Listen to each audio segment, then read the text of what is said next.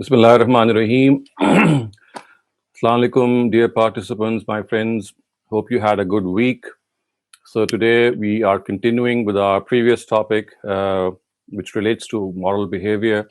So we have been discussing various aspects of moral behavior, and of course, the primary reason is that Islam or any divine religion wants us to be upright individuals. It wants us to be people who have a good conduct, who are compassionate, who are caring, who are truthful, who are just, who are fair in their dealings. And all these good attributes that one can imagine are the ones which all scriptures like to have are in ourselves. So there are certain things that it also reminds us that we must not indulge in. Remember, we have been discussing that as far as moral virtues are concerned and vices are concerned, all these are already known to our nature because when the Almighty created us, He gave us a sense of right and wrong. We can detect what right and wrong are through our conscience. And all that we need is to be reminded of what bad things are so that we can stop from them, we can abstain from them, and similarly reminded about the good things so that we are able to adopt them. So when the Quran speaks of these moral virtues or these vices, the purpose is to make us realize and to once again refresh in our minds what needs to be done and what needs to be abstained from. So, today we are going to talk about certain things that we specially need to avoid, and they can be termed in a general way as loose talk. So, all of us at times we are not very cautious in our conversation. Our conversations are at times mostly unintentionally, I would say. They don't keep in mind the fact that our words, how they could be perceived by other people, in spite of being well intended, they could be easily misconceived because the choice of words at times is not correct. So we have to be very careful in the choice of words, the words that we use. And similarly, there are certain other things that we might not be very proud of. So they have to be stopped as well. Because you see, as I have explained, I think earlier on in one of our sessions, that the wound of the tongue is much deeper than the wound of the sword. So the wounds which your tongues inflict on other people, the way you talk to other people, they leave a lasting impression on them. So we have to be very careful in what we speak. We have to be very careful to whom we are speaking, and also very careful in the content that we intend to convey. We have to use the best possible choice. So, just as that famous proverb is that you look before you leap, I think it's equally good for you look before you speak. So you speak unless you only speak when you weigh your words, when you weigh your intent, because what you are going to speak, it might break one's heart, or if it's properly worded, it could make the day of someone. It could really be enormously beneficial for someone. So you see, human speech has tremendous power. It is the way that you use human speech that is very essential. So today we are going to talk about what we should not do. So loose talk. In other words, we need to tighten our screws regarding certain things that we do. And there is this verse, there's this surah in the Quran, which is called Surah Hujurat. This is the 49th surah. And there is a bunch of verses at one place in that surah which actually summarize some of the evils or some of the bad things that we do when we are conversing with other people, when we are talking to other people, when we are using our words that we should not be doing. So I'm going to share that verse with you, and I think you must have already gotten it in your email maybe, or your Google Documents. So let's start off with the fact that as far as the Quran is concerned, how it talks about this infamous thing that we call as loose talk. So we begin with the Quranic verse, Okay, so here is this Quranic verse that is being displayed before you, and I'm going to read out the verse and also read out the translation before you, and I'll also try to explain some of the important aspects so that we are mindful of these aspects when we speak. So these are actually two verses of the Quran, the 49th surah, to be precise. These are verses 11 and 12. So the words are, Ya ayyuhallazina amanu la yaskhar qawmun min qawmin asa an yakunu khayran minhum wala nisa'un min nisa'in asa an yakunna khayran minhunna ولا تلمزوا أنفسكم ولا تنابزوا بالألقاب بئس الاسم الفسوق بعد الإيمان ومن لم يتب فأولئك هم الظالمون ولا يغتب بعضكم بعضا أيحب أحدكم أن يأكل لحم أخيه ميتا فكرهتموه واتقوا الله إن الله تواب رحيم. So the translation is, O those who have professed faith, a group of men should not make fun of another group of men. It is possible that they are better than them. And women should not make fun of other women. It is possible that they are better than them. And do not defame one another. After faith, the name of defiance is evil. And those who do not repent, they are the ones who are unjust. And do not backbite one another. Would any one of you like that he eats the flesh of his dead brother? So you regard it to be detestable. And fear God. Indeed, God is ever forgiving and ever merciful. So let's take a glance at some of the things which have been discussed in these Quranic verses, especially, as I said, that they relate to our communal conduct, the way we behave with other people. Look at the first thing which is mentioned, and you might well note it down if you have a copy or a pencil, or maybe even in your computers or your phones, so that the small list will always come handy for you and you can always consult it. So look at the first thing which it says, and that is that people should not make fun of other people. And you know what the reason given here is? The reason is that perhaps that the person that you're making fun of, who is looking a flimsy person, who is looking a person who is out of sorts, who is looking to be a person who might not be, I mean, dressed in a very meticulous way, his apparent form might be very whimsical, and you might think that this is a person who can be made fun of. You could make fun of his face, you can make fun of his attire, you can make fun of the way he walks or the way he talks, or he or she, whoever the person is. But you might not realize that this is just the outward appearance. Maybe that person is a person of gold from inside. Maybe that person is someone who is really liked by God because he is a human being who has a very high moral conduct. He is a very, very God fearing individual. He speaks to others in a very, very measured tone. So, the thing that we first need to realize is that something which happens and which goes on unchecked when we sit together, when we talk to each other, is that more often than not, we start making fun of people. Either the people are present, of course, right in front of us, or they might not be present. If they're not present, we'll discuss them under backbiting. But if they are present in the gathering in which we are also present, then this is extremely unbecoming, because what happens is that it breaks the heart of the other person. It affects their self-esteem.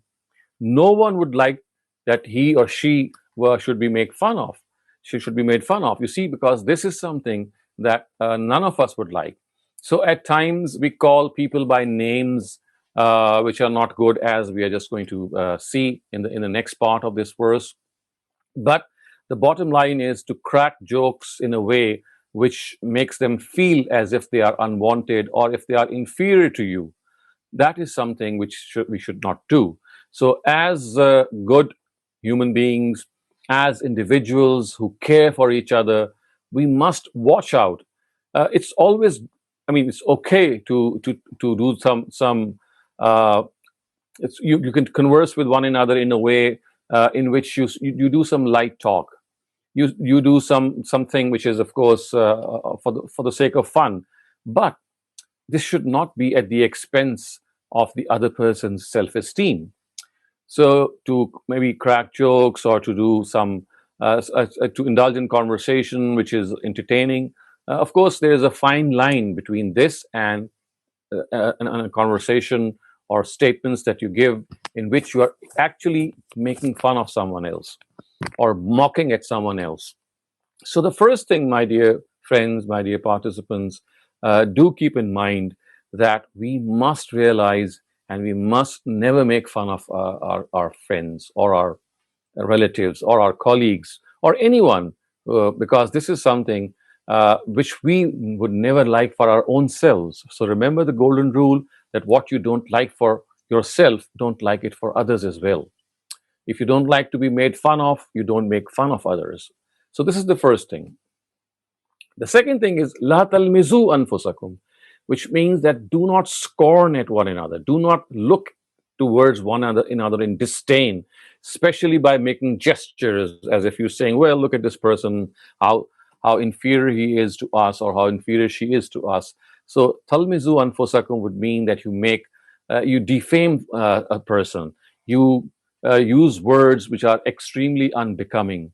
Your scorn, your mockery, and everything that you have in your mind, the malice that you have, the mean emotions that you have for that person, they come out and they express themselves through those gestures and those words, which, of course, again, they are a means of damaging the self esteem. So you make fun, that's one category, and then you defame other people, you bring them into disrepute. So that should also be avoided. The third thing which this verse actually mentions, or these verses mention, is La tanabazu bil alqab, which means that do not give bad titles to one another, which means that you must not call each other by names which are absolutely unbecoming. Because what happens is that you might keep a name of someone on the basis of his color or on the basis of his height or on the basis of his appearance, but that actually amounts to an act of arrogance, because you regard yourself to be superior and you regard others to be inferior.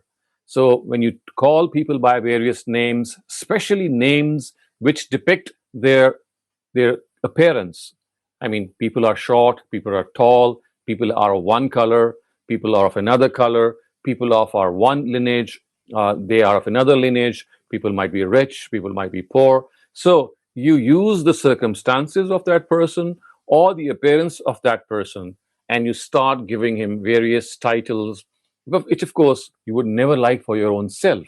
So you see, the barometer is very simple. It's extremely simple. What you don't like for yourself, you don't do for others.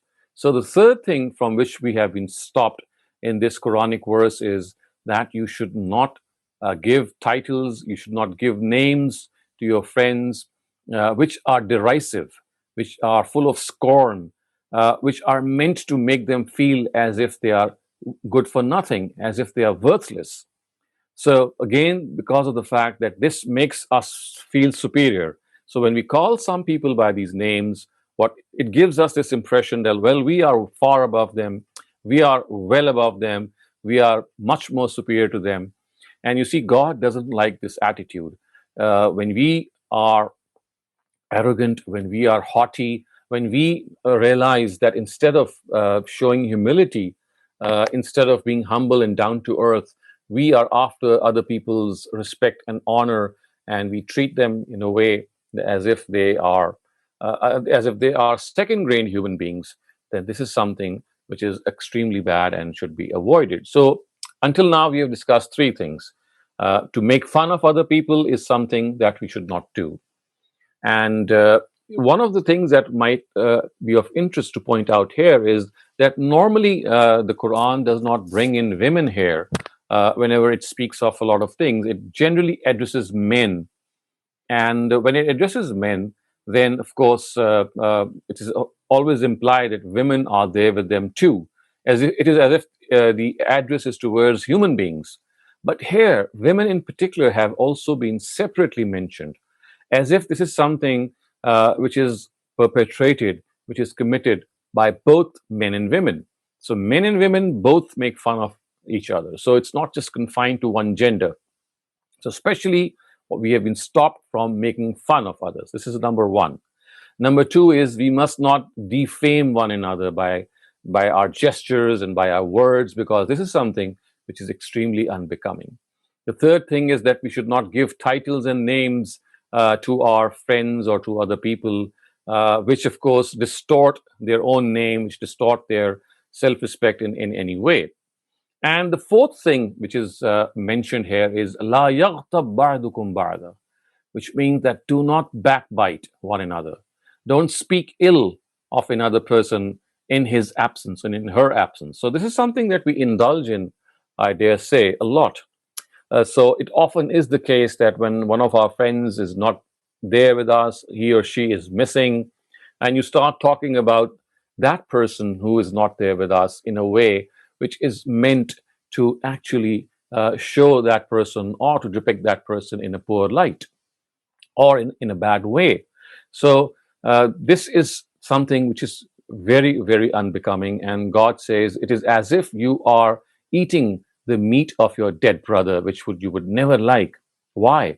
Because you see, that person about whom you're speaking ill of course, when you're talking about that person, it's not that you're lying about that person. So the Quran is not talking about it. You speak ill of someone, or you talk about someone regarding something which he or she does not possess. No, that bad habit might be there with that person, but to discuss that bad habit in that person's absence in order to make fun of them or in order to humiliate them, this is something which is not allowed. So if you would like to discuss someone, you discuss that person, that thing in front of that person.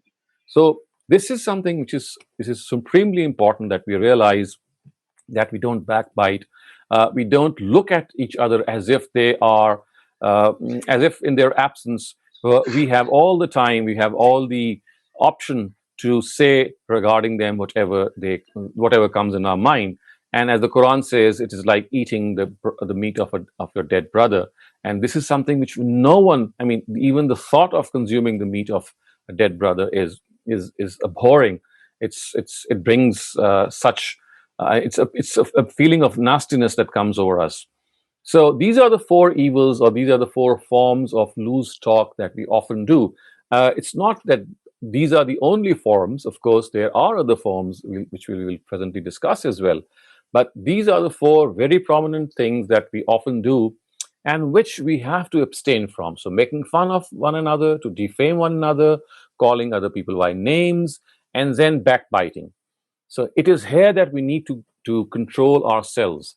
It is here that we need to tighten our screws.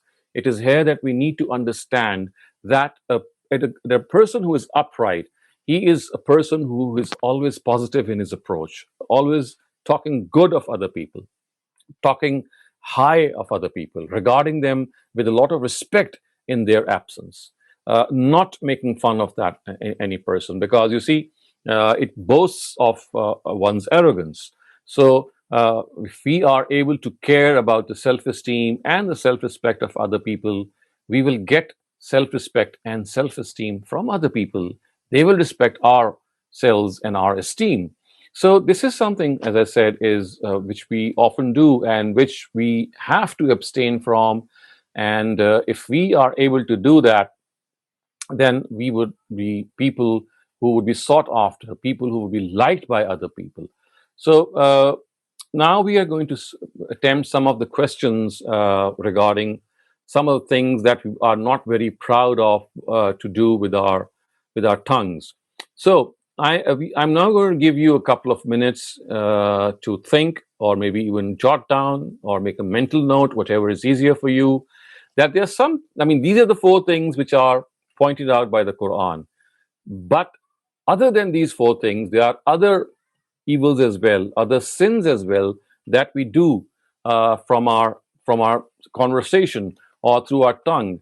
And I'd like you to point out some of these evils. For example, just to give you an example and start you off with this exercise, one of the things that we do and we are not very proud of is gossip.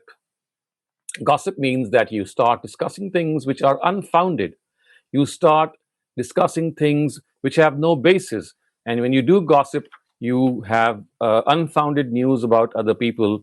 And when you have unfounded news about other people, then of course this is something which tells very badly on our character. So please take a couple of moments and start thinking of some of the other things that we do that we should not be doing. We should not be talking of these things, and then we'll discuss this mutually, because this is something which is going to help us and make us realize that these are some of the evils that we should not be doing. So we have our first raised hands from Alina Sohail. Please go ahead. Okay, Alina. So I said insulting others and Absolutely. being arrogant. Okay, so insulting others, and because of course being arrogant is something which is expressed through your tongue, and this is one way that this is one attitude which of course is very, very unbecoming, and it makes the other person feel very badly. And the best thing to feel regarding these things is to place yourself in that person's shoes and see how you would feel if something is said to you in a similar way. Okay, go ahead. The next person. Next person is Douglas Marr. So this may not be exactly related to the exact topic, but if we're just talking about things we do with our tongue that might not be pure in the eyes of Islam, how about cursing? So the use of curse words is generally said to be something impure. Personally, I don't really understand why. I mean, certainly if I were to use it as an insult, if I were to say like F you, that would be very disrespectful, of course. But if I want to say use expletives in poetry or music, or if I just want to use it as a common thing to say, I mean, certainly it doesn't make you sound very intelligent when you use them, but I don't see why it would be unethical if you're just using a curse word, but you aren't insulting someone. Yes, correct. I mean, that is an entirely different genre of usage. When you're using a curse word, it could be out of frustration, it could be out of any other background, and it should not be classed as we are talking about today. So there is another word which the Quran has used for such things, and it calls them as laghwi. Lagh means something which is unbecoming, which is against good conduct, which is against chivalry, against refined conduct, or something like that. So cursing someone, to insult someone, to curse someone, to demean someone, that's another category. But yes, there's this difference.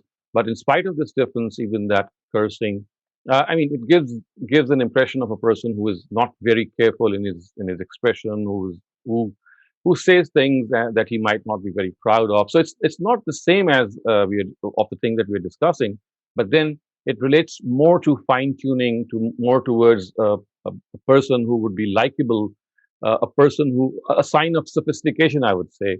So it's towards the positive side that we have to look upon it, I think, in this case.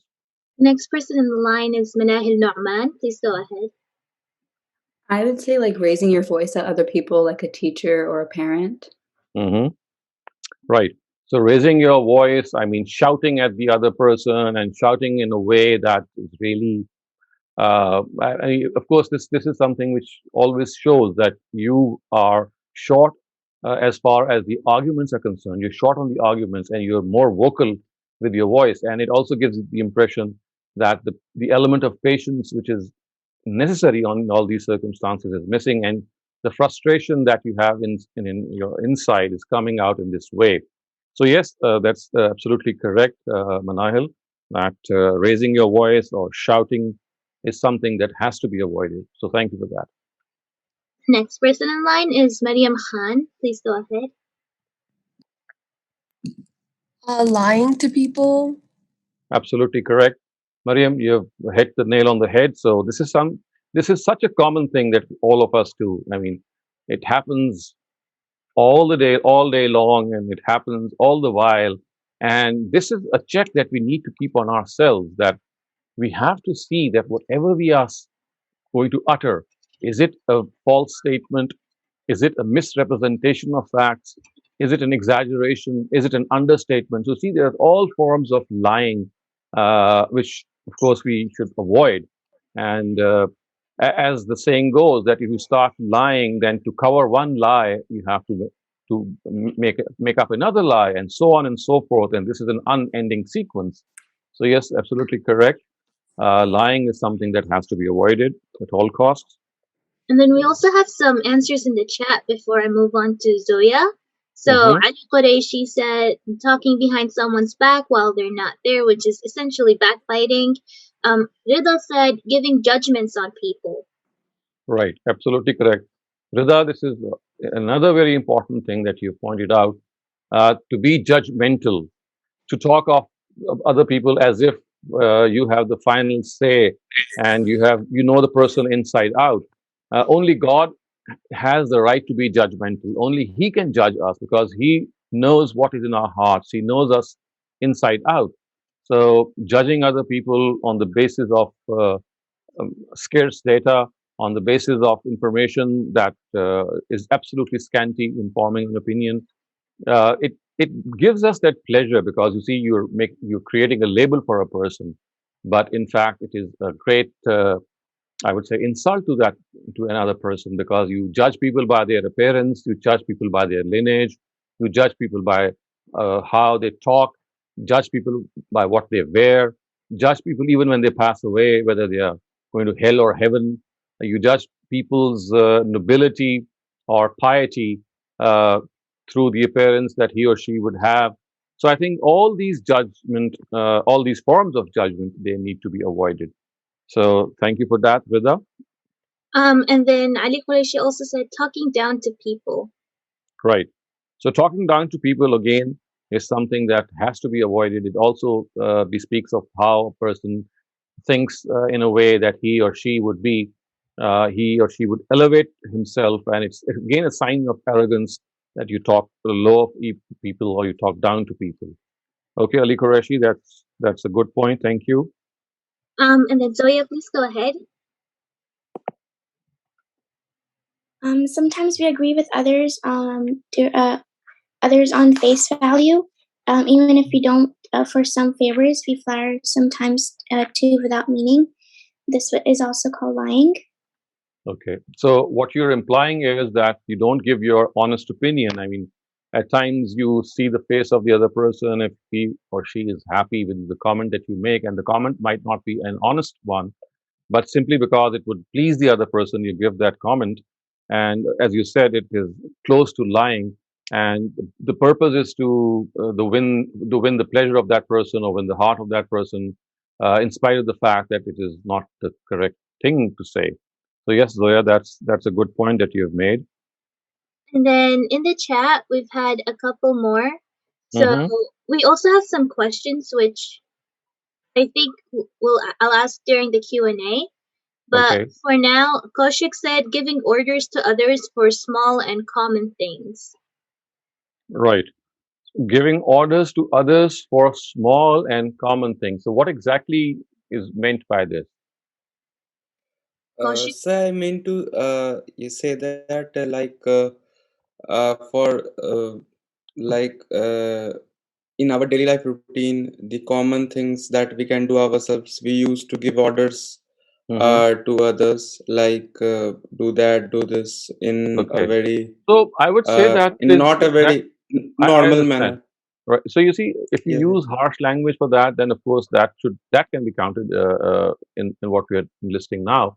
But merely giving an yes, order, of course, that also is not correct. But it would not perhaps come into the list that we are making now because it is something which is okay, done by your tongue, something which is sort of a sin.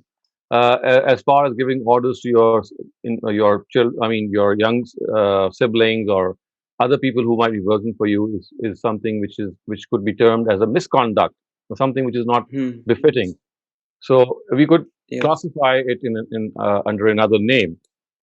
So I do get your point, but yes, of course, that's important as well. yes, oh, yes, sir. And then Mahreen said that Laughing at someone who others might be making fun of instead of defending them. Okay, so you are the what we call accomplice of a bad thing. So you are a partner in crime, so to speak. So when other people are making fun of someone, and you could have been the person who could defend the person who's being made fun of, and you join the party, you jump into the bandwagon and you start doing the same thing that as other people do. So yes, that's also very important. And that's a really good point that you have made. Is that who is the person? Marine. Marine, yeah. Marine. Okay, that's a wonderful point, Marine. And then Alina Sahel, please go ahead. Okay, so I have one. I'm not sure, but this could be considered as one. Mhm. Maybe wishing bad upon others. So wishing bad. Could you give an example? Like maybe saying, "Oh, I hope because I don't know something personal happened between you and the person, and like, oh, I hope their presentation goes badly or something like Oh, that." right. So it's like what you say that you ill wish for the other person, or you say that well Yes. something bad comes upon you. Yes, absolutely. That is something that you should not do. So correct, absolutely correct, Alina. That Mhm. if someone has been bad to you, it's the best way to counter something bad is to be good to that person instead of wishing ill for that person. The right way would be that you become a friend of that person. You become someone who encourages that person, who is helpful to that person, who is loving and caring, because this could change the heart of that person. So absolutely correct here, Alina. Okay. Um, Any other form of sinful speech or bad talk? so I'm not sure if this is the right one or not. Like this is from me. Can I go ahead? Please do. So I used to hear this a lot in Saudi Arabia where people would laugh with each other and be like "Yakhrib Baitik," which means Mm-hmm. "May God ruin your house." Mm-hmm. But this used to be said as a joke, though my Mm. mom told me like it's not good to say stuff like that, even as a joke.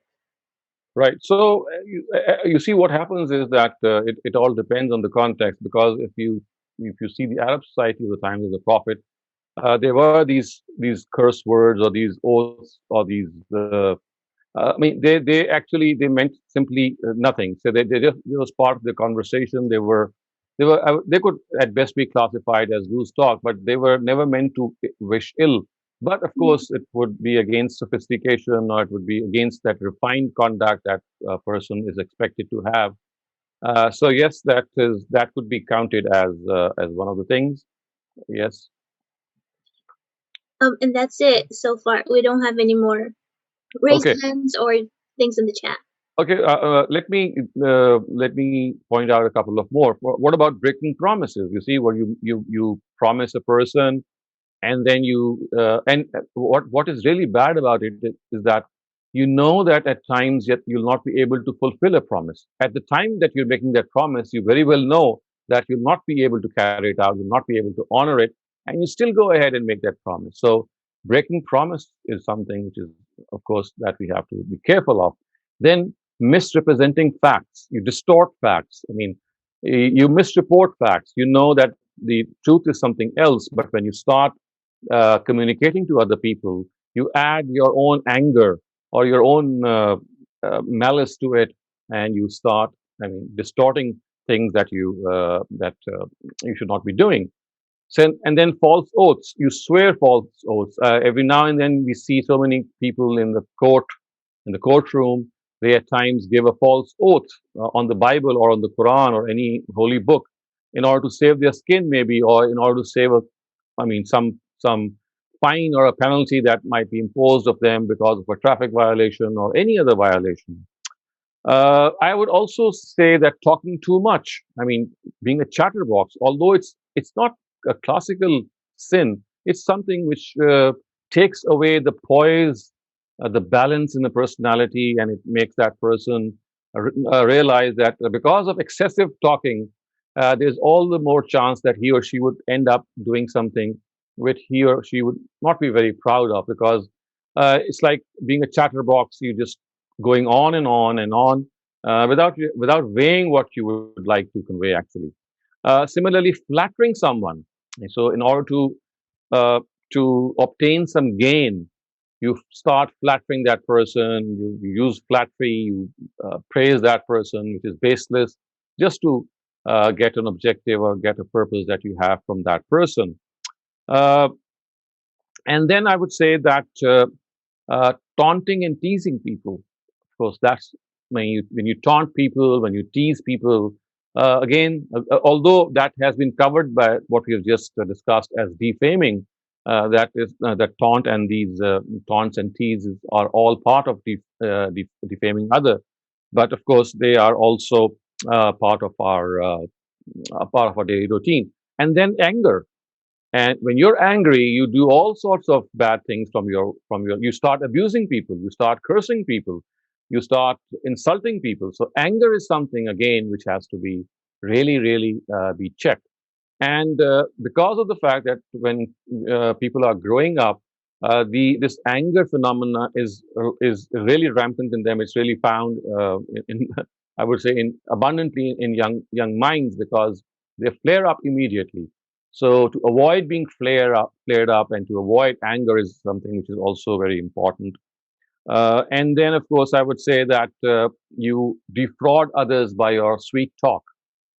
You are maybe you're selling merchandise, you're selling something, and you are actually misstating the facts, misquoting the price, not properly telling the defects of the good that you are selling. So the purpose is, of course, to just start this, I would say, this thought process in which we are more vigilant regarding our tongue. The more we are vigilant, the more we will be careful how we speak to others. So I think, in one word, it's vigilance of the tongue that is implied here. Okay, so we have a hand here. Yeah, Douglas Marr had a question. Yes, Doug, please go on. Go ahead. Just sort of perhaps more of a counterpoint, or just a clarification. So in the matter of teasing and taunting, sometimes that can be done amicably between friends, and then in that case, I Right. don't think it should be Right. restricted, Of because course. it's So not that's that taunt and tease is done in good faith, and the purpose is not to insult. It's like more of a fun activity. Yeah. So I think that, of course, is an exception, And also, and that, yeah. I wanted to bring up, you said that you thought being a chatterbox was unethical, but I would posit that just because you speak more doesn't mean that you'll necessarily say things that are wrong. I Right. mean, I could see it being a problem if maybe you don't let the other person participate in the conversation, but I don't think people who speak too much should try to be less long-winded, provided they don't do anything else wrong with their words. You So I see, guess I'm asking, what why I is it was, wrong? yeah, I do get your point. What I was implying is that there's a chance that when you speak incessantly, the control over your speech, it loosens. I mean, you're not able to control, because it's not that it happens all the time, but there's a chance that the more you speak, the less careful you are. So this is just a point of concern. It's not a sin per se. I would say it's more of a precaution, because excessive talk or excessive conversation is bound to lead you in trouble. It's bound to lead. It does not always lead you in trouble, but there is a chance that it might. So there are certain chances that you might take at certain instances, and in many instances, it's better to avoid them. So it's like more of a precaution, I would say. I mean, might it be better to then summarize your point by saying that one shouldn't speak without considering one's words? Because I mean, Yeah. the sheer Yes, volume of of course. talk is. As long as you are able to control what you have in mind, and you have a properly worded sentence coming out in which you're absolutely sure. For example, if you're giving a speech, then you have to be a chatterbox, because that has to be an incessant barrage of sentences. Uh, it's just that when you speak incessantly, it's that you speak carelessly. So to be careless is something that has to be looked into, I would say. Okay, so let me see the next question that we have in our. Okay, so how to control anger? This is something that we need to understand. You see, what happens is that, as I just spoke, that as far as the question here is that how should we start controlling and any measure that you could suggest in which we can control our anger. It would be wonderful if you share experiences or any tips regarding controlling anger? Okay, let's start off. Alina Sahil, you're first. Please go ahead. I said praying because it's a way that you can connect to God and talk to Him through, and talk to and say what you need to Okay. let out. Mhm. So you think that by talking to God, you can control your anger, because the more you talk to God, the more are the chances that you are careful and you don't indulge in loose talk. So you say that one of the things that controls a person's anger could be a strong connection with God. Yes. Okay, thank you for that, Alina. Next is Manahil Nauman. If, say, like a specific person is making you angry, you could separate yourself from the situation and just take time for yourself, take deep breaths, or go to something you enjoy. Absolutely. So, Manahil, you're absolutely right. What happens is that if you get annoyed from a person, then the best way is to disentangle yourself or leave the presence. Maybe you can change the room, maybe you can change your posture, maybe you just drink a glass of water, or as you said, you draw long breaths. All these things, you know what? All these things basically they are meant to delay your reaction. So what happens is that when you get angry, you immediately would like to say something or do something. I mean, you would like to hit someone, you like to abuse someone, you like to say words which are not very nice. So the point here is that you do something in which you delay your reaction. So when you drink water, when you go to another room, when you draw long breaths, when you change your posture, you actually give yourself time to react. So if you only could give yourself 20 seconds, maybe, or 30 seconds, because that is the vital time in which the adrenaline inside of you it pumps and it makes you red with anger, and you would like to release that burst of energy that you have. So yes, that's a very nice suggestion. Okay, And so then next is Douglas Marr. I have already sort of hit upon what the underlying purpose of my ways are. And my ways are pretty obvious, but I also find them to be the most effective. Whenever I'm angry or frustrated, I find that a combination of patience and understanding is the best way to remain calm, even in a situation in which you can't remove yourself from the thing that's angering you.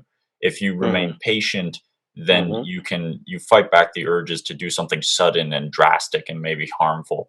And if you remain understanding, then that helps you to try to contemplate the other person's position, because anger and selfishness kind of go hand in hand. You only get angry when you stop considering other people in the situation, and you only think about what's really going on in your heart. So for me, I use understanding to cultivate patience, and I use patience to cultivate calmness. But yeah.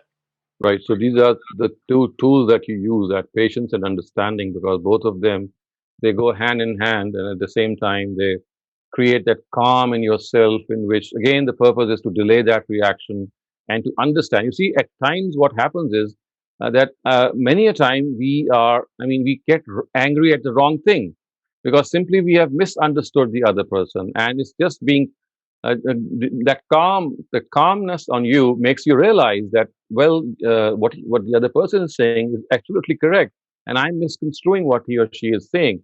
And the only thing is the manner in which these words are uttered, or maybe the manner could be improved, but the content or the substance is perhaps absolutely correct. So yes, to remain calm and to reflect on the fact that the anger itself could be unfounded, it could be baseless. And as it happens that many a time we end up apologizing to the other person. Well, I'm sorry, I misunderstood you. Well, I'm sorry, I couldn't get the point and I just flared up. So yes, absolutely correct that you have to give the other person the leverage, and think that there could be this point that you have not properly gauged the other person. And what happens is at times you form a bad opinion about a person. And when that happens, even if that person at times is correct in his approach or in her approach, because you have mentally labeled that person already. So everything that comes out of the mouth of that person, you automatically, without even analyzing, you just bracket that conversation in the same way. So yes, that's something very important as well. And thank you for that, Doug. Next person in line is Ali Qureshi. Please go ahead. Okay, a simple one is just to speak, like to think positively. To think positively.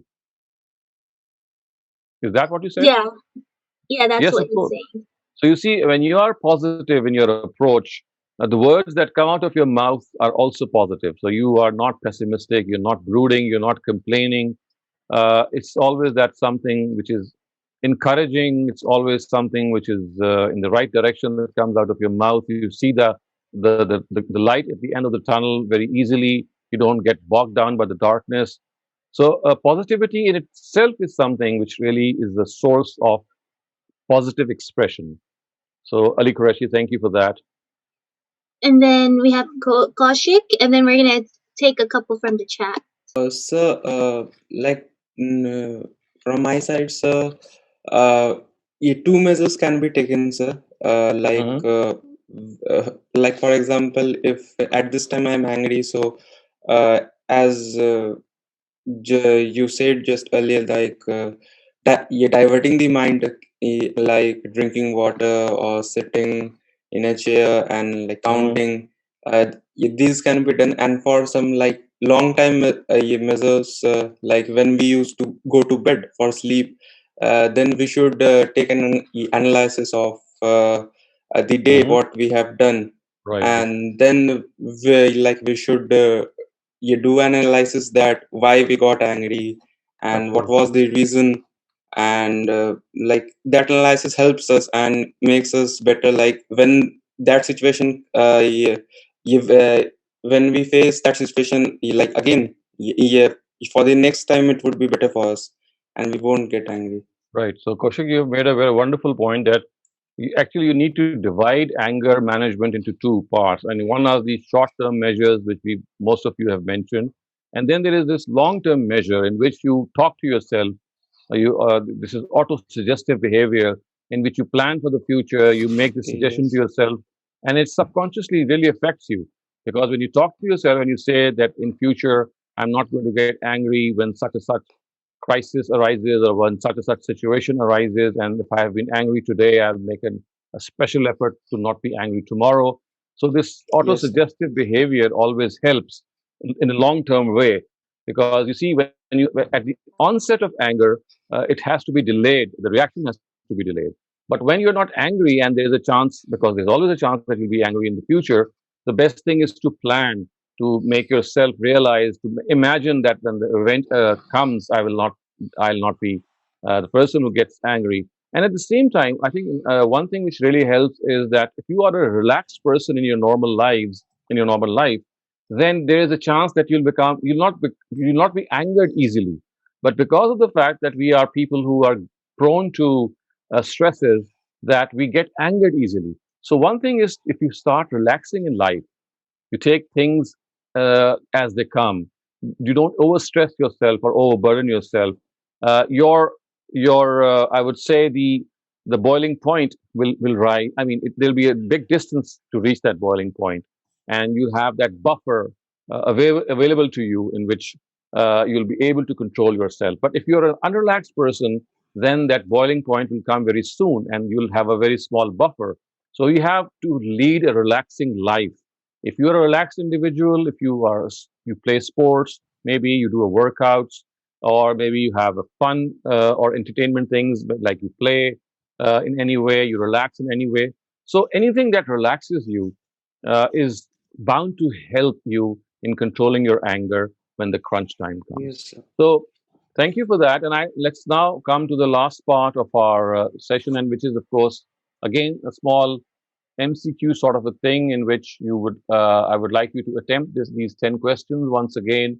And the purpose, as I said, is that you are able to see that these 10 questions, in some way or the other, are going to be very helpful to you once you start concentrating that you'd like to be a person who would be, I mean, who would like to really use the time that he or she would have to become a better person as far as anger management is concerned. Okay, please start off the quiz one by one. I'm going to read the question and the options. You tick the option which applies to you. Question number one: I make fun of others. Option 1, most of the time. Number 2, sometimes. And question number 3 is option number 3 is almost never. Okay, question number 2. When I get angry at someone, I abuse that person mercilessly. That's the first option. Second is restrain my anger and do not utter a word. Number 3, restrain my anger and politely point out his or her mistake. Question number 3, I indulge in backbiting. Number 1, most of the time. Number 2, sometimes. And number 3, almost never. So tick the option that applies to you. Question number 4, you are selling a car which has a defect only you know of. So you clearly tell each buyer of this defect. That's option number 1. Option number 2 is hide this defect as much as you are able to. Option number 3 is reveal this defect only if the customer asks about it. So imagine yourself selling a car with a defect, and these are the 3 options. So which one of these options would apply to you? Question number 5, you tell or listen to dirty jokes most of the time, sometimes, almost never, and never. So these are the 4 options. Question number 6, you check information before reporting it to others. Number 1, always. Number 2, most of the time. Number 3, sometimes only. And number 4, almost never. Question number 7, you spread disinformation about your enemies. Option number 1, always. 2, most of the time. 3, sometimes only. And 4, almost never. Question number 8, you indulge in idle talk. Option 1, most of the time. 2, sometimes only. 3, almost never. Question number 9, to achieve your objective, you flatter the concerned person. 1, most of the time. 2, sometimes only. 3, almost never. And 4, never. The last question, you use disrespectful language with your parents. 1, most of the time. 2, sometimes only. 3, almost never. And 4, never. So, is there any question that any one of you would like to have it repeated? There are 2 clarifications. So one is for question number 1, what if you're just joking around with your friends? Okay, let's first see the question. No, you see, when you're joking around, that doesn't mean you're making fun. Making fun here means that you intend to disrespect that person, you intend to demean that person. So the intention is to demean that person, to look down upon that person. Normal jest or normal laughter or normal frolicking around, this is not meant here. And then for question, I think either 8 or 9, it was asking about idle talk. Or Yeah. 8, yeah.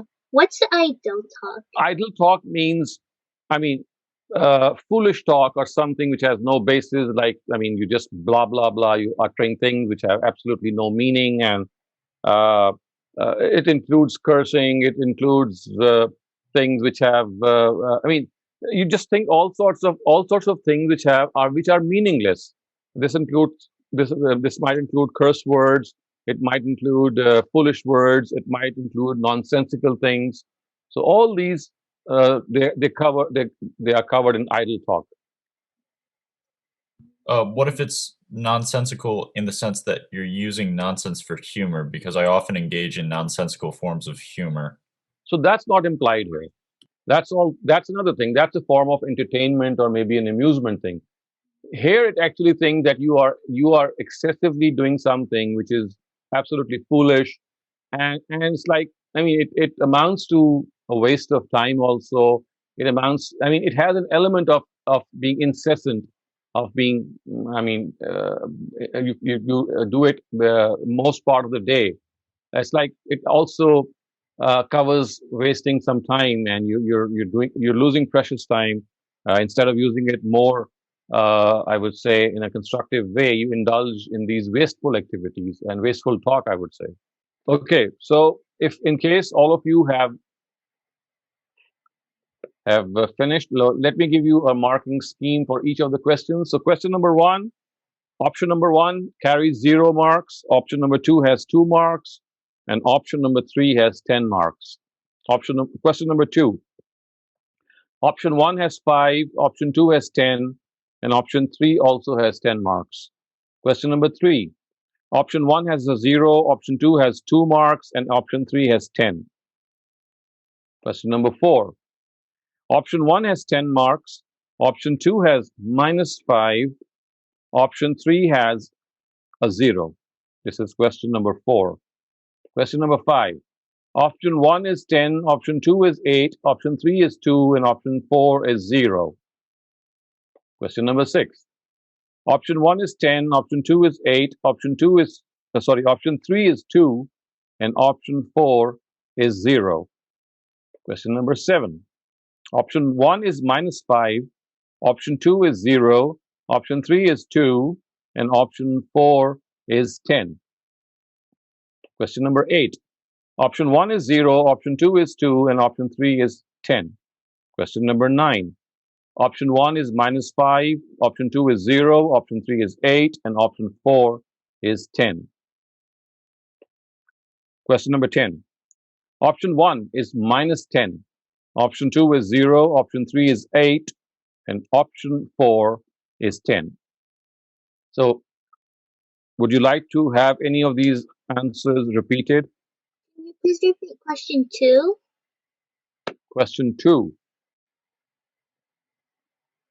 Okay, question 2, option number 1 is -5, option 2 is 10, and option 3 is also 10. Okay, and then question 8. Question 8. Okay, option 1, question number 8, option 1 is 0, option 2 is 2, and option 3 is 10. And then questions 5 and 6. Question number 5, option 1. Okay, let me go to question 5. Option 1 is 0, option 2 is 2, option 3 is 8, and option 4 is 10. And question number 6. Option 1 is 10, option 2 is 8, option 3 is 2, and option 4 is 0. That's it. Okay. That's good. So, all of you who would like to share their scores, it's not compulsory, but any one of you who would like to share their scores. So, I'd like first people who have scored between 90 and 100. Anyone between 90 and 100? So Bassam has 98, Douglas has 92, Ali Qureshi has 95, Mahreen Asad has 90. Well done, folks. So 90 and above is exceptional. That's excellent. Okay, so between 80 and 90, from 80 to 89. Anyone between 80 and 89? Okay, fine. So do we have anyone sharing his or her marks between 70 and 79 or 60 and 69? I got 68 for some reason. I don't understand why. Okay, maybe you can review some of the questions and some of the answers. But I can see someone saying. Yeah, Miriam Khan said 64. 64. Okay. Okay, folks. What is important is that if you scored 60, I would not insist you share your marks, but below 60 is a score which means that you really need to tighten your screws, and you really need to think that you are doing something, you're saying some things which are not good. And maybe if you go over the quiz once again and some of the options, then you might be able to analyze what's going wrong. So I think that what has to be understood is that below 60 needs to be taken very very seriously. This score needs improvement, and of course it's only you who could improve, and there's no one else. So I can see Alina And saying, Manahil okay, both got Manahil, 68. okay, that is fine as long as you're above 60. I mean, there's no end to becoming better as much as you can, so you can move up, but do be I mean, make an effort for this. You see, what happens is that the purpose of this quiz is not to point out your faults. The purpose is to inspire you and to motivate you that you are able to overcome the deficiencies vis-a-vis your conversation and vis-a-vis the way you look at things. So that's the only purpose. So don't get disappointed if you have scored low. Take it as a means of motivation. Take it as a challenge that you're going to improve yourself, because you see that famous English saying, I mean, I think many of you might have heard of it. It's called manners maketh a man, which means manners make a man. So one of the best things which expresses your manners and your etiquette is the way you speak and how you speak. So to become a good individual, to become an upright individual, it is of paramount importance that you check your tongue. So thank you very much. Unless you have questions for today, if anyone has questions, this is the time that we can discuss any question that you might be having regarding today's discussion. There And was if a they are, question. Sorry. yeah, please go ahead. There was a question in the chat that asked, why is cursing unbecoming? Well, you see, it's against the sign of sophistication. You see, a person is supposed to behave at a certain level. So I would say that certain curse words, I mean, they're not good at all. They don't sound well. They don't, even if they are not intended towards any person. A person loses a certain amount of integrity depending upon the society that he's living in. In most societies, I would say it's a sign of, I would say, integrity. It's a sign of honor and respect that you use measured words. So it's like the icing on a cake. But I So was the better wondering, the icing, the more tasty will be the cake. I was wondering if Islam had any specific justification for that sort of ruling, because ultimately, at the end of the day, it's an entirely arbitrary thing to say that someone who uses curses is somehow making themselves less becoming than someone who doesn't. I mean, we invent curses in our societies as just we assign them this negative value, but that's an entirely subjective and arbitrary thing, and curses end up being used by just about anyone. Like, I understand what you're saying, and I Mhm. would probably suspect that someone who uses excessive curses didn't have a sufficient vocabulary to use alternative words. But at the same time, this focus on not saying them just because they're supposed to be bad, it just all seems a bit frivolous to me. You see? This I do see. I get your point. You see, as I said, this is something. Uh, when you see, if you have to be a high achiever, so it all relates to that highest point in being a human being who is very very. I mean, a person who, when you look up to him, when you talk about him, he is impeccable in his tone, in his conversation. So I think this is like the top couple of percent, like scoring 99% marks or 100% marks. That doesn't mean that if you don't score 100% marks and you've scored 95% marks, that you're underperforming. It only adds to your personality. It only gives that the better look. And another thing that I'd like to point out is that it's not, when we're talking about morality, especially that the ones that we have discussed today, the points that we've discussed today, they relate to universal norms. So Islam or Christianity or, uh, as a matter of fact, not believing in God. I think the things that we are discussing here relate to every individual, whether he's a believer or non-believer, because these are universally thought of good things. And yes, there is a fair amount of subjectivity in some of them. So again, that subjectivity, it could be the result of a difference of opinion. and a person could regard something to be here, another person could be here. So yes, that subjectivity is there. And because of the fact that there are certain fine things here, very subtle, so the more subtle a thing, the more you could be subjective about it. So it's all about being a high achiever as a human being, and it relates more to how you perceive things, which of course might be different from how other people perceive. Is it all right if I ask a follow-up question, or would you just want to? Right, please go ahead. So I guess I'll be a little more specific, because I generally agree with you. Even though I'm an atheist, I think these things are very general and normative. I think the only point of contention that I still have is just regarding the specific instances of using curse words. And the specific example, the reason why I thought of it, is because there are times in which I listen to music, particularly hip hop, which usually has a high number of curse words per sentence. And then generally when I introduce it to any particular Muslim, they say, "Oh, you shouldn't listen to that. That's like bad music. It's like impure." But of course, no one has ever defined purity as in any sort of objective sense. And I don't see why poetry, which includes curses, should be considered lower just because it uses those words. Right. But I guess, like, how, So what level I think I get your point. You see, we are not very strict here. It has a lot of subjectivity in it, especially if it's a form of an art. So art itself is something in which you have a different standard. You don't measure art with this barometer. So art in all its forms has a particular value.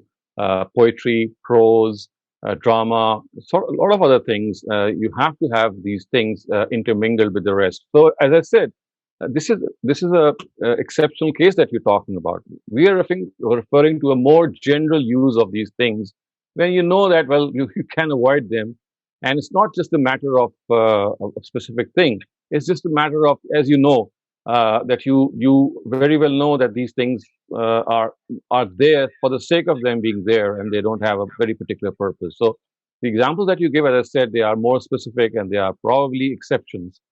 But as I said, of course, there can be that subjectivity, and because of the fact that these things they relate to the finesse in a personality, you can always have a different perception. Thank you. Okay. So thank you very much, my dear friends and my dear participants. Inshallah, we'll see each other again, once again, same time next week. So have a good week, enjoy yourselves, and it is Khuda Hafiz and goodbye.